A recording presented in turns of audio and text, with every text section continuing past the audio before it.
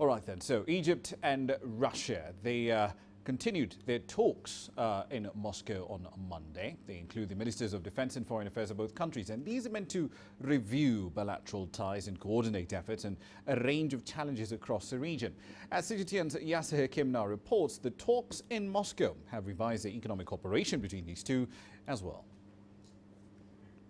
A statement from Egypt's foreign ministry highlighted three main issues are on the table economically. The first are Russian investments, which are currently at a low of only $70 million, mainly in the services and tourism sector.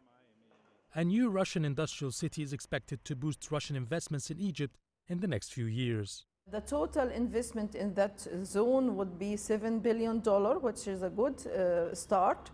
And also the industries related or would be established in that zone, very important. It's mainly what we call feeder industries that serve vehicles, tires, etc. for cars and aeroplanes, and also technological industries in general, medical one related to medicine.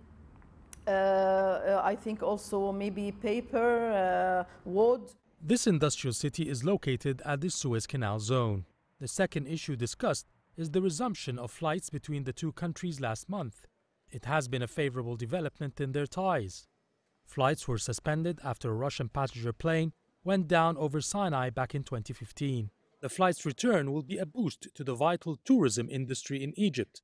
It heavily depends on Russian tourists, who have been the largest number of visitors, with over 3 million arrivals every year before the flight ban. Meanwhile, officials in Moscow have been following up on the progress of Egypt's first nuclear reactor. A deal has been signed for the reactor to be constructed by Russia. It is built for energy production purposes.